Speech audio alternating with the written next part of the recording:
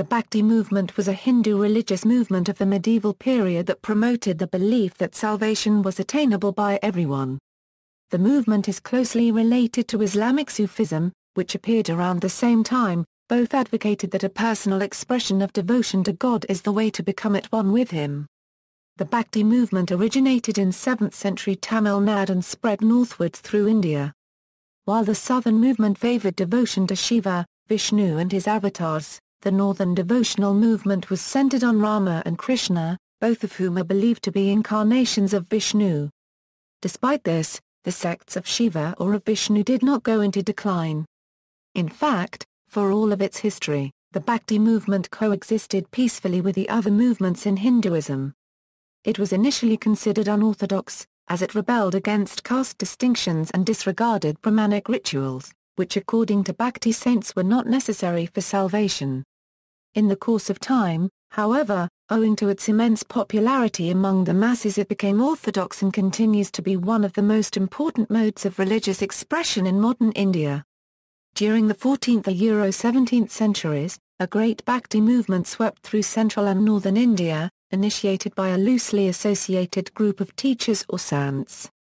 Ramananda, Ravidas, Srimanta Sankardeva, Chaitanya Mahaprabhu, Vallabhacharya, Sodas, Mirabai, Kabir, Tulsidas, Namdev, Jnaneshwar, Guru Nanak Marabai, Tukaram and other mystics spearheaded the Bhakti movement in the north, while Annamacharya, Bhadrashala Ramadas, Tyagaraja among others propagated Bhakti in the south.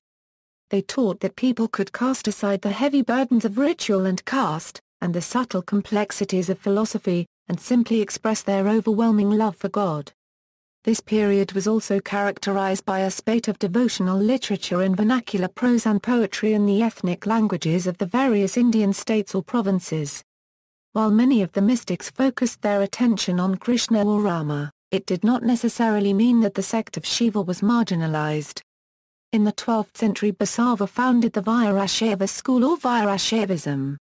He rejected the caste system, denied the supremacy of the Brahmins, condemned ritual sacrifice and insisted on bhakti and the worship of the one god, Shiva. His followers were called Viraashaivas, meaning stalwart Shiva worshippers. One of the prominent figure in this tradition is Akka Mahadevi, a contemporary of Basava. Seminal Bhakti works in Bengali include the many songs of Ramprasad Senator. His pieces are known as Shyama Sangeet. Coming from the 17th century, they cover an astonishing range of emotional responses to Ma Kali, detailing philosophical statements based on Vedanta teachings and more visceral pronouncements of his love of Devi. Using inventive allegory, Ramprasad had dialogues with the mother goddess through his poetry, at times chiding her, adoring her, celebrating her as the divine mother, reckless consort of Shiva and capricious Shakti, the universal female creative energy, of the cosmos. In 19th century Ramakrishna Paramahansa led a life of devotion and surrender to Ma Kali. It advocated communal harmony among various religious groups in medieval India through the teachings of saints like Kabir. Origins and scope. The Bhakti movement emphasized an individualistic relationship with a personal deity rather than the more rule-bound strictures of traditional Vedic Hinduism. Customarily discussed as a unified whole, the movement's message was expressed in diverse ways. At the core was the idea that salvation was attainable by all who believed, thus challenging the Vedic system that claimed it was limited to male members of the Brahmin, Kshatriya and Vaishya caste groups. Women and members of the Shudra and untouchable communities were included rather than excluded. The movement originated in South India during the 7th century CE, spreading northwards from Tamil Nadu through Karnataka and Maharashtra. By the 15th century, it was established in Bengal and northern India. In the vanguard were poets who eschewed the Sanskrit language and rituals of Brahmin priests in favor of emotive devotional songs expressed in regional vernaculars. These proselytizers had diverse opinions regarding such things as the nature of prescribed ritual practices and the identity of their deity, be it Shiva, Vishnu or some other, but they shared a common devotional fervor. They recast the Vedic texts and their Ligashaya a Euro community singing, chanting of deity names, festivals, pilgrimages, rituals. A Euro permeates popular Hinduism as practiced today, Many Hindu sects, such as the Valkaras, have their origins in communities that formed around a shared belief in the works and traditions of individual regional saints or small groups thereof. Rama Bhakti, Ramananda was the leader of the Bhakti movement focusing on Rama as God. Very little is known about him, but he is believed to have lived in the first half of the 15th century. He taught that Lord Rama is the Supreme Lord, and that salvation could be attained only through love and devotion to him, and through the repetition of his sacred name. Ramananda's ashram in Varanasi became a powerful centre of religious influence, from which his ideas spread far and wide among all classes of Indians. One of the reasons for his great popularity was that he renounced Sanskrit and used the language of the people for the composition of his hymns. This paved the way for the modern tendency in northern India to write literary texts in local languages. Devotees of Krishna worship him in different ways, known as rasas. Two major systems of Krishna worship developed, each with its own philosophical system. These two systems are Aishwarya Maya Bhakti and Madhurya Maya Bhakti. Aishwarya Maya Bhakti is revealed in the abode of queens and kingdom of Krishna in Dwaraka. Madhurya Maya Bhakti is revealed in the abode of Braja. Thus Krishna is worshipped according to the development of devotees' taste in worshipping the Supreme Personality of Godhead as Father, Friend, Master or Beloved. Sri Madhvacharya born at Pajaka near Udupi advocated Dvaita philosophy.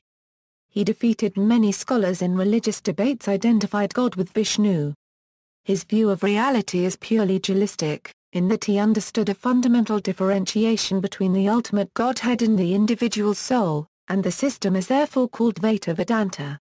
Madhva is considered one of the most influential theologians in Hindu history. His influence was profound, and he is one of the fathers of the Vaishnava Bhakti movement. Great leaders of the Vaishnava Bhakti movement in Karnataka like Purandara Dasa, Kanaka Dasa, Raghavendra Swami and many others were influenced by Dvaita traditions. Srimanta Sankardevas propagated his school of thought, called Ekasharana Dharma, in the greater Assam region. An example of Dasaya Bhakti, there is no place for Radha in this tradition. The most important symbol of this tradition is the Namka or prayer hall, which dot Assam's landscape. This form of worship is very strong in Assam today, and much of the traditions are maintained by the monasteries. Vallabhacharya called his school of thought Shuddhadvaita, or pure monism. According to him, it is by God's grace alone that one can obtain release from bondage and attain Krishna's heaven.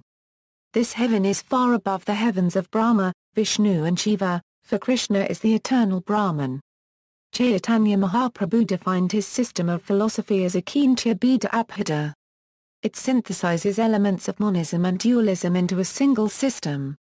Chaitanya's philosophy is taught by the contemporary International Society for Krishna Consciousness, or Hare Krishna movement. Vaishnava Bhakti. Vaishnava Bhakti is the devotion to Vishnu and his avatars, such as Krishna. Prominent exponents of Vaishnava Bhakti include Ramanujacharya, Madhvacharya, Nimbarka, Vallabhacharya, Srimanta Sankardeva, Chaitanya Mahaprabhu, Swaminarayan, Shaiva Siddhanta. The Shaiva Siddhanta school is a form of Shaivism found in the south and is of hoary antiquity. It incorporates the teachings of the Shaiva Nayanas and espouses the belief that Shiva is Brahman and his infinite love is revealed in the divine acts of the creation, preservation and destruction of the universe, and in the liberation of the soul.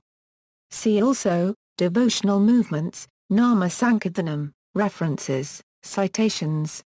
Bibliography. Sources: Jagadiasan, N., The Life and Mission of Karagalamaya Bhattacharya, N.N., ed. Medieval Bhakti Movements in India, Manashira Monohalal, New Delhi pages 149-161, Karavalane Karamikalamaya, Ovisidites a Tradoites, Institute from Indology, Pondicherry.